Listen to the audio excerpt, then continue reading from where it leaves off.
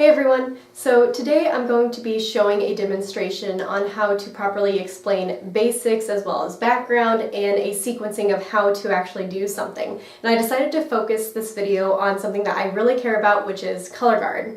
I have been coaching color guard for about 6 years now, and this year would actually be my upcoming 7th year.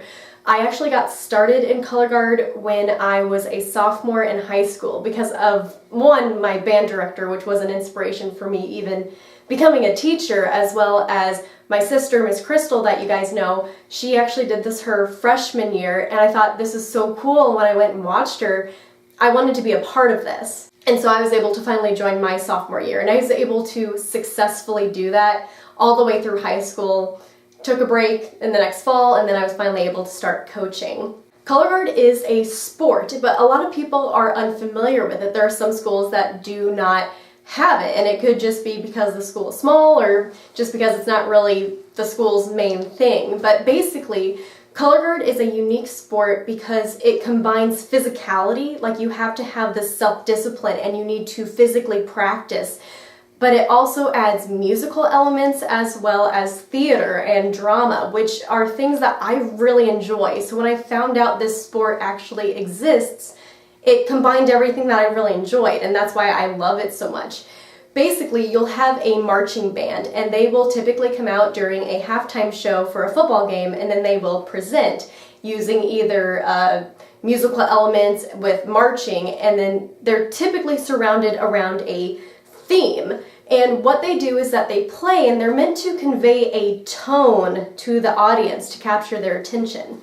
The color guard's job is to come in with the marching band, but instead of giving the tone, we are displaying those visual elements. We are showing the emotion of the performance, and it's this really cool collaborative effort. And something really cool about this sport is that if you fail, it's your fault. You can push yourself. You can practice as hard as possible and give the best performance ever. And it's because you practice. In some sports, you'll go against another team, and their actions can directly affect how you do. And this is not the case. You are your reason for failing or succeeding in this. And so that's just something I really like, is that I can make this as good as possible, but it's still a team effort. Everyone has to be giving it their all. Everyone has to be practicing. Everyone has to be performing to make this the best possible performance it can be. Some of you guys might have heard the word color guard and thought about the military, and that's actually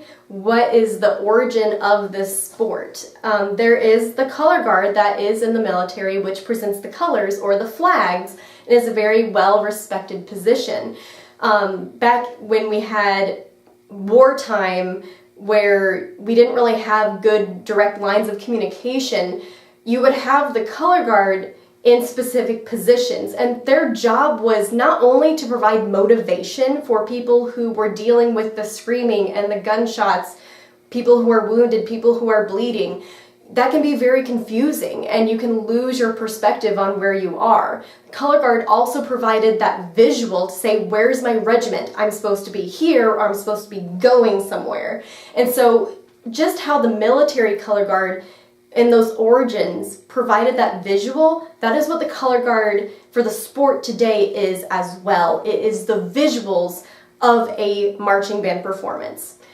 There are also different elements of color guard, like there's winter guard, where it's just color guard only, no band, but I only have solid experience with marching band color guard, so that's what I'm going to be focusing on today. Alright, so now that you understand a little bit of the basics and a little bit of the background, I wanted to talk a little bit about the actual anatomy of a flag. So I'm going to back up here just a little bit so you guys can see, and here you have a 6-foot flag. Now there are other types that come in like 5 foot. You can have sabers, you can have rifles, but I'm mostly experienced with just like the color guard elements of a flag, and so again, that's what I'm going to be focusing on. The way you guys can break this down is the entire thing is the flag, and I know that seems very obvious, but you'd be surprised at how many people will just look at this material portion and say, oh, this is the flag right here. But this is actually not the flag, that's the entire component. If you look at just this material portion, this is actually just called the silk.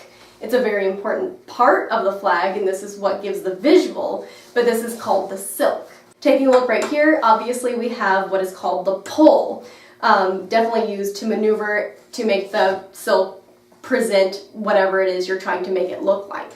There are some positioning portions of this. You have right here, which is the bottom of the pole. This is actually called the butt, but I always call it the bottom topper because I like the oxymoron. In the middle, we have the tab. This is very important when you're positioning, how to grab, how to maneuver, how do you position yourself to actually succeed in doing a move correctly and with proper technique. And that can be really important when it comes to safety as well. And then if you have the top, this is called the topper, which is pretty easy to remember. And then all together, you have the flag, okay? I'm just going to go ahead and strip this in order to keep this nice and organized. And I actually have to go outside for this next part because any move that you're wanting to do in color guard, I don't care if you have a 5-foot pole, I don't care if you have a 6-foot pole, it's the best idea to not do any of these inside, or I'm going to end up breaking everything that's in this room and someone will be very upset with me. So we have to go outside, so follow me. All right, so we are going to do something called a silk throw. It is an 8-count move, but 4 of it is going to be prep. So the first thing that you're going to want to do is go to something called a right shoulder. This is your home base, very strong. Right hand's on the tab, left hand's going to be right at your navel, and you're going to pull your shoulders back, okay? Heels together, toes apart, okay? So the first thing you're going to do is drop your flag or silk to your left. 1. That's going to be your count 1, just dropping it horizontally. You're going to use the rest of the half of those counts, so 2, 3, 4, to prep, where you're going to pull across, and as you do, you're going to take your left hand and grab the silk about a third of the way in and bring it all the way across, still keeping it horizontal at that time. You are now prepped for your silk throw, and this move is really cool because you will let go of the pole. The next thing you're going to do is, while you're having a hold of your silk, you're going to rotate your hand out like you're turning a doorknob to the left. We normally turn to the right, but we're going to turn to the left, and then you'll release and then let the pole, it will turn around you and then hug behind you, and you'll catch it behind your back like that. So let me just show it one more time. Right shoulder, we're going to prep 5, 6, 5, 6, 7, 8. Count 1, pull 2, 3, 4, 5, 6, catch 7, 8. And that's how you do a silk throw. Don't be afraid to learn. Bye guys.